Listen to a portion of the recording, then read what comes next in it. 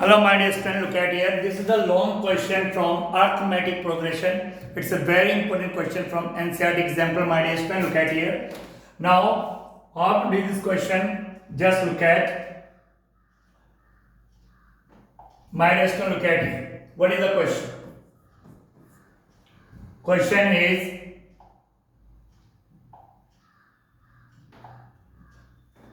show that the sum of an AP, कोई arithmetic progression AP का sum show करना है, वो जो first term is A, my dear students, AP है, उसका first term A, common, first term is A, second term is B, second term is B, and the last term is C, and my dear students, and the last term is C. तो this is an AP. AP का first term A, AP का second term B, and the last term is C. It's a very easy question, but look at here very carefully. तो ये जो AP है, इसका first term A है, second term B है और third last term C है. इसका जो सम है वो हमें ये प्रूव करना है. मतलब हमें प्रूव करना है कि इस AP का, जिसका first term A, second term B और लास्ट टर्म C है, उसका सम ये होगा, उसका सम ये होगा. ठीक माय डियर स्टूडेंट्स, उसका सम ये हमें प्रूव करना है. अब कैसे प्रूव करेंगे? Look at here, just look at the book. My dear students, look at here. सबसे पहले आपने करना क्या, लिखिए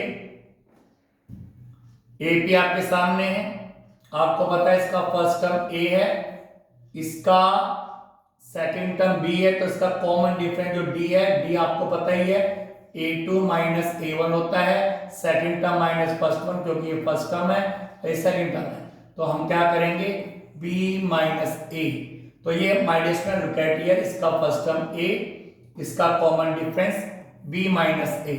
तो फर्स्ट टर्म तो इसका a है, कॉमन डिफरेंस का b माइनस a है, और इसका जो लास्ट टर्म है, लास्ट टर्म जिसको हम L भी बोलते हैं और nth टर्म भी बोलते हैं, दैट इज C. मतलब इसका जो लास्ट टर्म है L, जिसे हम nth टर्म an बोलते हैं, दैट इज C. ये आपके सामने है. सबसे पहला काम है हमें ये देखना, हमें सम निकालना है. तो सम का फॉर्मूले क्या होते हैं माय डियर स्टूडेंट? सम निकालने के माय डियर स्टूडेंट्स यहां पे मैं बताना चाहता हूं आपको, two formulas are here. Sum of n terms equal n upon 2 bracket 2a plus n minus 1 d. This is the first formula of sum निकालने का. This is the second one, n upon 2 bracket a plus l. These are the two formulas of finding out sum of n terms. Sum of n terms. Look at here. ठीक. अब जो भी हमें सम निकालना है तो हमें नंबर ऑफ टर्म्स पता होना चाहिए, n की वैल्यू पता होनी चाहिए. यहां पर फर्स्ट टर्म हमें पता है, we know the first term, we know the common difference now, we know the last term also, but we don't know the n. हमें n निकालना है. तो an की वैल्यू हमें पता है. तो now my dear students, we will use the formula nth term का, an equal a plus n minus 1 d. इस फार्मूले का यूज करके, nth टर्म का यूज करके हम n की वैल्यू फाइंड आउट करेंगे. What is an? That is c. What is A? That is A. N की value we don't know. But what is D? D is B minus A. तो write in the bracket B minus A. Look at here. हमें N निकालना है, तो उसके सारे को इधर शिफ्ट करना है. तो C ये प्लस का A इधर जाके माइनस का A हो गया माय डियर स्टूडेंट्स. ठीक, प्लस का इधर का माइनस का A हो गया. ये जो पूरी वैल्यू हमारे अपॉन में आ जाएगी B माइनस A. तो इक्वल में क्या आ जाएगा, n माइनस 1. हमारा टारगेट है n की वैल्यू निकालना, नंबर ऑफ टर्म्स निकालना. तो a को इधर शिफ्ट क्या है, c माइनस a. ये क्या है, मल्टीप्लाई में, तो ये अपॉन में आ गया. अब माइनस 1 को भी हम इधर शिफ्ट करेंगे, तो c minus a upon b minus a, minus इधर जाके हो गया प्लस, तो इक्वल में आ गया n. तो माय डियर स्टूडेंट्स, इसके बाद क्या होगा, ये देखिए n की वैल्यू क्या आ रही है, n की वैल्यू आ रही है आपके पास c minus a upon b minus a, और ये आ गया प्लस में 1. ये n की वैल्यू आ रही है. क्योंकि ये फ्रैक्शन में, तो इसको भी फ्रैक्शन में लिख के हम एलसीएम ले सकते हैं। तो एलसीएम क्या आएगा हमारे स्टूडेंट्स, b माइनस ए। ठीक, b minus A will be LCM. अब b माइनस ए तो b माइनस ए कैंसिल, तो c माइनस ए। ठीक my dear students, c minus A plus, अब b माइनस ए की इससे मल्टीप्लाई करेंगे तो b माइनस ए, तो n की वैल्यू हो जाएगी माय डियर स्टूडेंट्स, यहाँ पे माइनस ए दोनों प्लस होंगे, तो पहले लिखा c देन प्लस b, अब माइनस ए तो हो जाएगा माइनस का 2a और अपॉन में हो गया b माइनस ए। तो लीजिए माय डियर स्टूडेंट्स, n की वैल्यू हमने फाइंड आउट कर ली।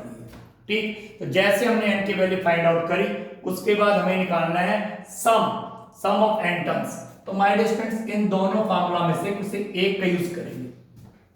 क्योंकि हमें a की वैल्यू पता है, हमें लास्ट टर्म l की वैल्यू पता है c, लास्ट टर्म c, तो हम स्मॉल वाला फार्मूला, शॉर्ट वाला फार्मूला यूज करने जा रहे हैं। ठीक my dear students, look at it. अब हम निकालने जा रहे हैं सम ऑफ n टर्म्स। ठीक my dear students, look at it. Formula है Sn bracket n upon 2 bracket a plus l, हम सब निकालने जा रहे हैं। तो सम ऑफ n टर्म्स, तो सम ऑफ n टर्म्स निकालने जा रहे हैं हमारे साथ। n की वैल्यू ये रही आपके पास, क्या n की value, c plus b minus 2a upon में b माइनस a, ये तो है n की वैल्यू।